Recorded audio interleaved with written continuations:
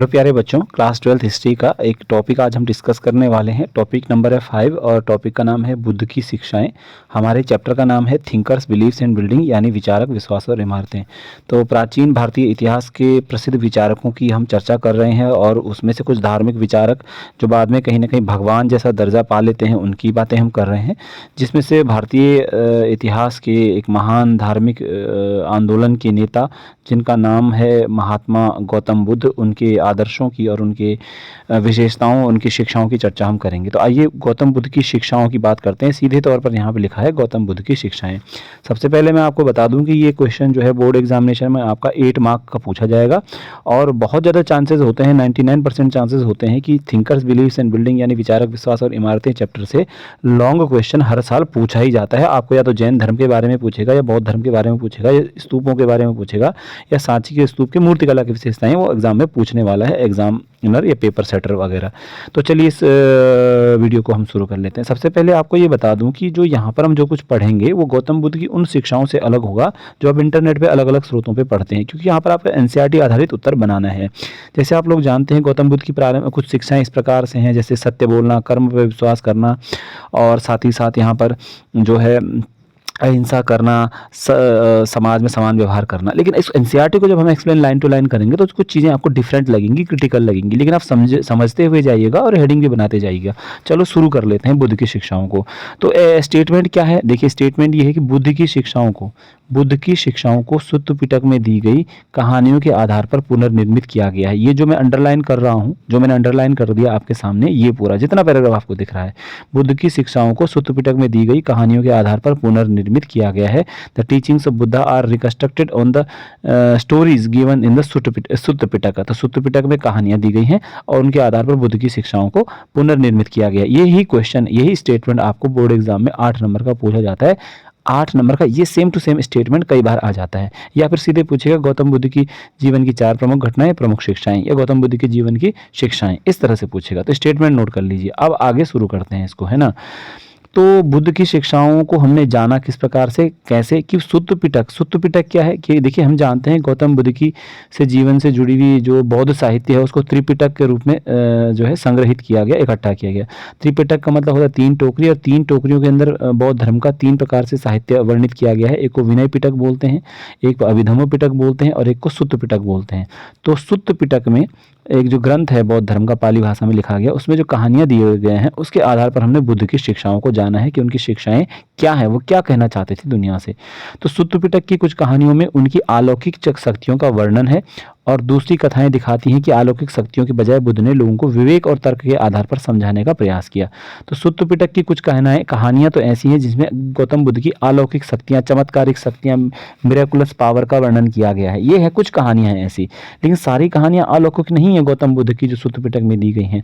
गौतम बुद्ध की कुछ कथाएं ऐसी हैं सुत्त पिटक में जो दी गई हैं, जो कि बुद्ध के द्वारा लोगों को ये समझाने का कोशिश किया गया है कि लोगों को विवेक पर विश्वास करना चाहिए और तर्क पर विश्वास करना चाहिए। तो हेडिंग बन जाएगी विवेक और तर्क पर विश्वास। विवेक और तर्क पर विश्वास करने पर बल दिया गया है गौतम बुद्ध के द्वारा लोगों को, और इसका उदाहरण भी आपको एनसीईआरटी में मिलेगा। विवेक क्या होता है, जिसको हमने रीजन कहा है, और तर्क क्या होता है, परसुएशन होता है। विवेक का मतलब होता है मनुष्य को अपने दिमाग, अपनी बुद्धि, अपने मन मस्तिष्क, अपने समस्त जो मानसिक जो है शक्ति का प्रयोग पॉजिटिव रूप में करना चाहिए, ताकि वो समझ सकें सत्य क्या है और असत्य क्या है।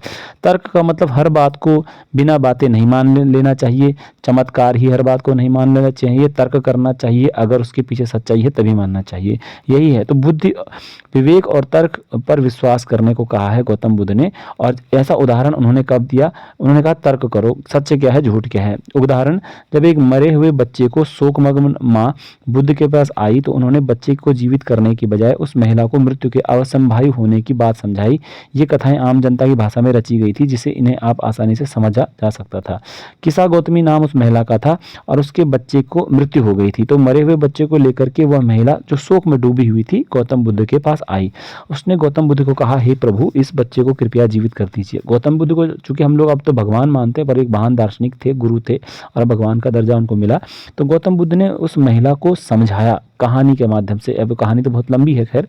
तो उस महिला को समझाया कि या एक किस्सा उसको उसके साथ एक घटना गौतम बुद्ध के द्वारा करवाई गई, एक कहते हैं ऐसा। तो उस महिला के को बताया गया कि मृत्यु तो अवश्यम भावी है, द डेथ इज जो जैसे कहते हैं ना अवश्यम, मतलब डेफिनेट, मृत्यु तो होनी है, मृत्यु दुनिया का सच है, मृत्यु मृत्यु हर प्राणी की होनी है। गौतम बुद्ध ने उसको बताया और समझाया।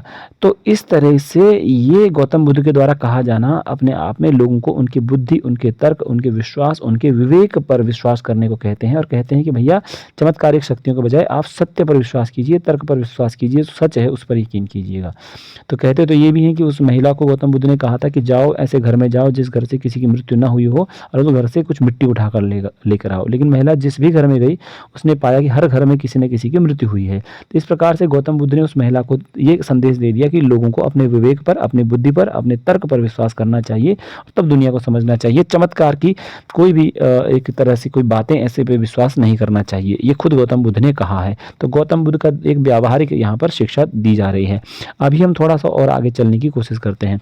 बौद्ध दर्शन के अनुसार विश्व अनित्य है। गौतम बुद्ध के दर्शन के अनुसार विश्व अनित्य, अनित्य का मतलब होता है ट्रांजिएंट, जो इंग्लिश में लिखा होगा। अब ट्रांजिएंट का मतलब क्या होता है? अब ट्रांजिएंट का मतलब क्या होता है? ट्रांजिएंट का मतलब होता है अनित्य। अनित्य मतलब ट्रांजिएंट, ट्रांजिएंट मतलब जो लगातार क्षण भंगुर जिसे कहते हैं, क्षणिक है, क्षण भंगुर है, टूट जाएगा, बिखर जाएगा। ये पूरी दुनिया क्षण भंगुर है, कुछ भी नष्ट हो सकता है, कभी भी नष्ट हो सकता है। और ये दुनिया जो है, विश्व जो है लगातार बदल रहा है, दुनिया लगातार बदल रही है, डे बाय डे हर चीज़ में परिवर्तन हो रहा है। तो बौद्ध दर्शन के अनुसार विश्व लगातार बदल रहा है और क्षणिक है, कुछ भी यहाँ पर स्थायी नहीं है। कहाँ पर? विश्व में। गौतम बुद्ध के अनुसार यह आत्मा विहीन है, यानी कि दुनिया में आत्मा का अस्तित्व ही नहीं है। आत्मा के अस्तित्व पर बौद्ध धर्म में भी विश्वास नहीं किया जाता है। और दुनिया में कुछ भी स्थायी और कुछ भी शाश्वत नहीं है। कुछ भी स्थायी, परमानेंट कुछ भी नहीं है दुनिया में, शाश्वत कुछ भी नहीं जो हमेशा रहेगा। कुछ, हर चीज़ नष्ट होनी है इस दुनिया में। तो गौतम बुद्ध के अनुसार इस क्षणभंगुर दुनिया में, इन द ट्रांजिएंट वर्ल्ड, क्षणभंगुर, क्षणभंगुर का मतलब क्षण में बिखर जाए, जो टूट जाए, जो इस दुनिया में चूंकि हर चीज़ टूटने वाली है, तो दुख मनुष्य के जीवन का अंतर्निहित तत्व है। यहाँ पर दुख मनुष्य के जीवन का अंतर्निहित तत्व का है। आपको हेडिंग बना सकते हैं हिंदी में कि दुख ही सत्य है, दुख परम सत्य है, दुख सत्य है, दुख सत्य है। गौतम बुद्ध ने कहा था ना कि दुख दुख का कारण, दुख का निवारण, दुख के निवारण है अष्टांगिक मार्ग। ठीक है, दुख निवारण प्रतिपदा, यानी दुनिया में दुख है, दुख का कोई कारण है, दुख का कोई निवारण भी है, और दुख का निवारण है कि मनुष्य को उनके लिए उपाय करना पड़ेगा, तभी उसको मोक्ष की प्राप्ति होगी। तो दुख मनुष्य के जीवन का एक सत्य है, उसको नकारा नहीं जा सकता है, गौतम बुद्ध का कहना है। अगली जो शिक्षा है गौतम बुद्ध की, बड़ी जबरदस्त शिक्षा है, वह है मध्यमा मार्ग। बस इसको अंडरलाइन कर लेना। अब मध्यमा मार्ग क्या है? गौतम बुद्ध ने मध्यमा मार्ग का एक तरह से प्रतिपादन किया। मध्यमा मार्ग क्या था? गौतम बुद्ध का कहना था कि मनुष्य को मध्यमा मार्ग अपनाकर मोक्ष की प्राप्ति करनी चाहिए या निर्वाण की प्राप्ति करनी चाहिए। मध्यमा मार्ग का अर्थ था कि मनुष्य को न तो घोर तपस्या में लीन रहना चाहिए, न विषया शक्ति में ही लीन हो जाना चाहिए। उसको घोर तपस्या और विषया शक्ति के बीच का मार्ग अपनाना चाहिए, जिसको ही मध्यमा मार्ग कहा गया है, जिससे दुखों से मुक्ति पाई जा सकती है, निर्वाण पाया जा सकता है, मुक्ति पाई जा सकती है। घोर तपस्या मतलब we should not follow the extreme penance, we should not do to should be involve in the pleasures of world. हमको न तो बहुत ज़्यादा, जैसे कहते हैं कि दुनिया में ना हिमालय पर चले जाओ, तपस्या ही करो, घर परिवार छोड़ दो, ऐसा भी नहीं करना है। और विषयासक्ति ऐसा भी नहीं है कि शराब पियो, मीट मांस मच्छी खाओ, परिवार में रहो, पैसा कमाओ, धुन सवार हो जाए, ऐसा भी नहीं करना है। हमको परिवार का पालन भी कर सकते हैं, थोड़ा बहुत जो सांसारिक चीज़ें हैं, विवाह करना, सब कर सकते हैं। और साथ ही साथ हमको थोड़ा इतना भी ध्यान रखना है कि इस दुनिया में हमको तपस्या भी थोड़ा बहुत करनी है, धर्म भी का पालन करना है।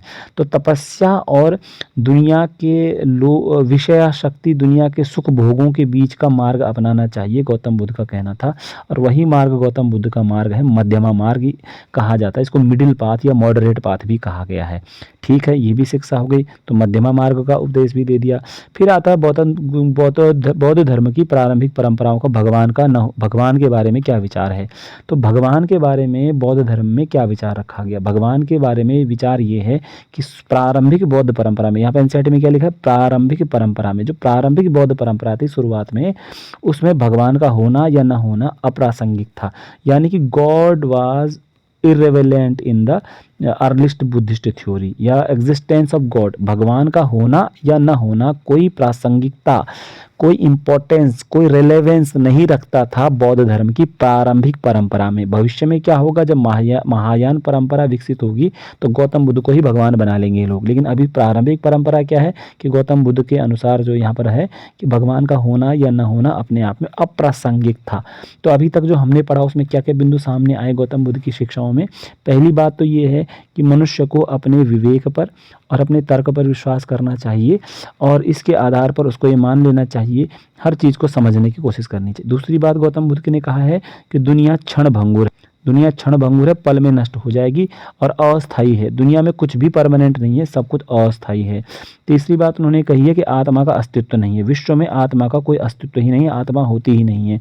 चौथी बात उन्होंने कही है मध्यमा मार्ग, लोगों को मध्यमा मार्ग का पालन करना चाहिए। मध्यमा मार्ग का मतलब होता है कि न तो घोर तपस्या में ही लीन हो जाना चाहिए और न ही भोग विलास में ही लिप्त हो जाना चाहिए, विषयाशक्ति में ही नहीं लग जाना चाहिए। उनको मध्यमा मार्ग का मतलब है विषयाशक्ति और घोर तपस्या के बीच का मार्ग अपनाया जाए, जिससे कि हमको मोक्ष की, निर्वाण की प्राप्ति होगी, दुखों से मुक्ति की प्राप्ति हो जाएगी। अगली हेडिंग है भगवान के बारे में क्या विचार है। भगवान के विषय में तो मौन ही रहे गौतम बुद्ध और ना इस पचड़े में उलझे हैं। उनको तो बस सांसारिक दुखों का ही समाधान करना था, सांसारिक समस्याओं का ही समाधान करना था। इसलिए उन्होंने गॉड, ईश्वर के मामले में बौद्ध धर्म में जो प्रारंभिक परंपराएं उसमें अप्रासंगिक भगवान को बताया गया है। चलिए आगे थोड़ा सा हम चलते हैं, आगे हम बढ़ लेते हैं यहाँ पर, है ना। अब बुद्ध के अनुसार और शिक्षाएं, गौतम बुद्ध के अनुसार और शिक्षाएं एनसीईआरटी के हिसाब से। समाज का निर्माण इंसानों ने किया था, ये हेडिंग बना लेना एनसीईआरटी के पेपर के लिए, समाज का निर्माण इंसानों ने किया था। तो उनके अनुसार जब आलोचना जो हिंदू धर्म की या सनातन धर्म की गई है कि वेदों में कहा गया है कि समाज का निर्माण ब्रह्मा से हुआ है, ब्रह्मा के मुख से ब्राह्मण पैदा हुए हैं, ऐसी बातें जब कही जाती थी, भले उसकी भी टेक्निकली अलग थ्योरी है, अच्छी थ्योरी है, तो वो गौतम बुद्ध का मानना था कि समाज का निर्माण मनुष्यों ने किया है, मानवों ने किया है, इंसानों ने किया है, न कि ईश्वर ने। तो यहाँ पर कहीं ना कहीं गौतम बुद्ध ने एक क्लियर कर दिया कि समाज जो बनता है वो मनुष्यों ने बनाया है, यानी उसमें परिवर्तन भी मनुष्य ला सकते हैं अगर कहीं गलती है, ठीक है। तो ईश्वर के बजाय समाज का निर्माण इंसानों ने किया है, प्रमुख बात यहाँ पर गौतम बुद्ध कह रहे हैं। दूसरी बात, दयावान और आचारवान होने की सलाह, दया करो और अच्छा व्यवहार करो। ये सलाह किसको दे रहे हैं, राजाओं को दे रहे हैं, गृहपतियों। गृहपति जो अमीर होते थे, शहरों में रहते थे, व्यापारी थे, बड़े लोग थे, अमीर लोग थे, राजा लोगों को उन्होंने कहा कि दया कीजिए और आचारवान होइए, ह्यूमेन एंड एथिकल, यानी दया कीजिए, काइंड होइए, जनरस होइए और काइंडनेस दिखाइए, ऐसा ऐसा राजाओं और गृहपतियों को कहा गया। इसीलिए तो जब अशोक, सम्राट अशोक बौद्ध धर्म से प्रभावित हुए तो उन्होंने अहिंसा का प्रचार किया, दया का, करुणा का विचार किया और कभी कोई युद्ध ही नहीं लड़ा, ठीक है। गौतम बुद्ध ने यह भी कहा कि व्यक्तिगत प्रयास से सामाजिक परिवेश को बदला जा सकता था, यानी कि जैसे कि हिंदू धर्म की मान्यता में कर्मकांड ऐसा आ गया था कि भाई समाज में जो जन्म जिसका जिस वर्ण में, जिस कर्म में हो, जिस जाति में हो जाएगा वो उसको बदल नहीं सकता है। लेकिन गौतम बुद्ध का कहना था कि व्यक्तिगत प्रयास अगर मनुष्य करे, इंडिविजुअल एफर्ट अगर कोई करे, कोई भी करे, समाज में लोग भी करें, तो सामाजिक परिवेश, सोशल सिनेरियो, सोशल जो एक सीन है उसको बदला जा सकता था। ये कहना है गौतम बुद्ध का कि आप समाज को बदल सकते हो अगर आप मनुष्य ठान लो, अपनी परिस्थिति को बदल सकते हो, है ना। अब अगली बात, बुद्ध ने जन्म मृत्यु के चक्र से मुक्ति के लिए, आत्मज्ञान और निर्वाण के लिए व्यक्ति केंद्रित हस्तक्षेप और सम्यक कर्म की कल्पना की। गौतम बुद्ध का यह मानना था कि अगर किसी को जन्म और मृत्यु के चक्र से मुक्ति चाहिए, आत्मज्ञान चाहिए, निर्वाण चाहिए, ध्यान दीजिएगा, आप एक ही नाम लिख लो। जन्म मरण के चक्र से मुक्ति का मतलब होता है मोक्ष की प्राप्ति, जिसे मुक्ति भी कहा गया है, जिसे साल्वेशन कहा जाता है, जिसे निर्वाण भी कहा जाता है। क्योंकि कहा जाता है ना कि धरती पर मनुष्य जो है अलग अलग जन्म लेता रहता है, उसको यहाँ आना पड़ता है, फिर उसको यहाँ आके जीना पड़ता है, फिर उसकी मृत्यु होती है, फिर वो मृत्यु के बाद फिर अगले जन्म में फिर इस धरती पर आता है, फिर वो जन्म लेता है। तो ये चक्कर जो है चलता रहता है और धरती पर आते रहना पड़ता है। तो इस जन्म मरण के चक्र से मुक्ति की बात हर धर्म में की गई है, बौद्ध धर्म में भी की गई है। तो अगर मुक्ति चाहिए, आत्मज्ञान, यानी आत्मज्ञान का मतलब मैं कौन हूँ, मेरा अस्तित्व क्या है, ईश्वर है कि नहीं, इस दुनिया को क्यों बनाया गया है, सेल्फ रियलाइजेशन अगर चाहिए, और निर्वाण चाहिए। बौद्ध धर्म में मुक्ति को, मोक्ष को निर्वाण कहा गया है, जिसमें कि मनुष्य जन्म मरण के चक्रों से मुक्त हो जाता है, उसको ज्ञान प्राप्त हो जाता है। तो गौतम बुद्ध ने कहा है कि अगर किसी को मुक्ति चाहिए, आत्मज्ञान चाहिए, निर्वाण चाहिए, तो उसको जो है सम्यक कर्म करना पड़ेगा। सम्यक मतलब सही कर्म, मतलब कर्म, सही कर्म, सच्चे कर्म करने पड़ेंगे। और व्यक्ति केंद्रित हस्तक्षेप, व्यक्ति केंद्रित हस्तक्षेप मतलब इंडिविजुअल एफर्ट, व्यक्ति खुद ही प्रयास करे। ऐसा नहीं कि किसी के पीछे भागने लग जाए कि दूसरा मेरा मदद करेगा, दूसरा मुझे मोक्ष दिलवाएगा।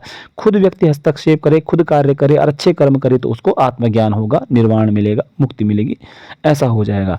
निर्वाण का मतलब, अब यहाँ पर एक और हेडिंग बनती है, निर्वाण का अर्थ क्या है।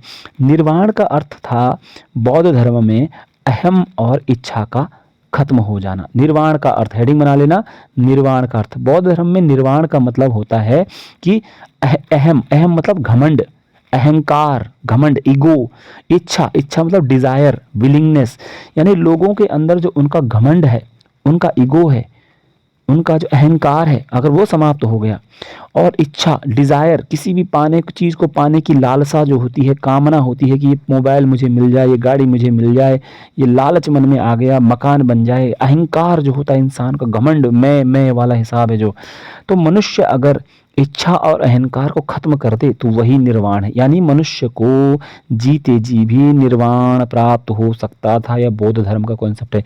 यानी मरने के बाद ही मुक्ति मिले, निर्वाण मिले, ऐसा आवश्यक नहीं है। जीते जी भी मनुष्य को निर्वाण प्राप्त हो सकता था।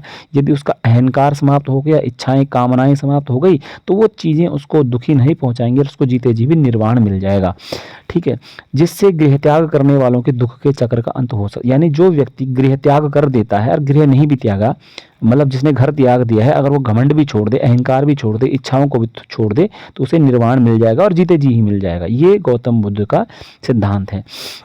अच्छा, बौद्ध परंपरा के अनुसार अंतिम निर्देश, गौतम बुद्ध का अंतिम निर्देश, आप हेडिंग लिख लेना कि last message, last teaching of Gautam Buddha to his disciples, to his followers. अपने शिष्यों को अंतिम उपदेश में गौतम बुद्ध क्या कहते हैं।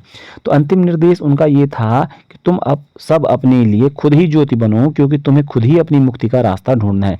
तो अपने मुक्ति का मार्ग स्वयं बनो, be your light himself, be your light himself, यानी तुम अब सब अपने लिए खुद ज्योति बनो, अपना रास्ता खुद ढूंढो, अपनी मुक्ति का मार्ग खुद ढूंढो, अपना रास्ता खुद ढूंढो। कौन कह रहा है? गौतम बुद्ध कह रहे हैं। तो इस प्रकार से ये गौतम बुद्ध की शिक्षाएं 8 नंबर के पॉइंट में एक बोर्ड एग्जामिनेशन में पूछी जाती हैं। हेडिंग एनसीईआरटी के आधार पर आप बना सकते हैं। सारी हेडिंग में एक बार फिर से आपको बता देता हूँ। वो हेडिंग इस तरह से आपके पास होने वाली हैं। सबसे पहले आपके पास ये आने वाला है कि बुद्ध की शिक्षाओं का विस्तृत रूप से वर्णन कीजिए। तो यहाँ पर हेडिंग है विवेक और तर्क पर लोगों को समझाने का प्रयास। विश्व अनित्य है, लगातार बदल रहा है, विश्व आत्मा विहीन है, कुछ भी स्थायी नहीं है, मध्यम मार्गों को अपनाया जाना चाहिए। आगे आप देखोगे भगवान का होना या ना होना अप्रासंगिक था बौद्ध विचारधारा में। शुरुआती प्रारंभिक विचारधारा में बुद्ध का ये भी मानना था कि समाज का निर्माण इंसानों ने किया है। दयावान और आचारवान होने की सलाह सबको देते हैं, विशेष रूप से राजा और गृहपतियों को। सामाजिक परिवेश को व्यक्तिगत प्रयास से बदला जा सकता है। समाज अगर गलत हो गया तो बदला जा सकता है, सब कुछ जन्म आधारित नहीं होगा। जन्म मरण के चक्र से मुक्ति चाहिए, आत्मज्ञान चाहिए, निर्वाण चाहिए, तो व्यक्ति केंद्रित हस्तक्षेप, इंडिविजुअल एफर्ट करना पड़ेगा, सम्यक कर्म करना पड़ेगा। निर्वाण का अर्थ ये था कि अहंकार समाप्त हो जाए, इच्छा समाप्त हो जाए। और अंतिम उपदेश अपने शिष्यों के लिए था कि तुम अपने लिए अपनी ज्योति बनो, अपना रास्ता खुद ढूंढो, तुम्हें मुक्ति मिल जाएगी। ये एनसीईआरटी का टॉपिक था। आपको कैसा लगा ज़रूर बताइएगा। 8 पॉइंट्स आपको इससे बनाने हैं। पेपर में प्रश्न आने की संभावना बहुत ज़्यादा है। मेरे वीडियो को देखने के लिए धन्यवाद। कमेंट जरूर कीजिएगा। Thank you very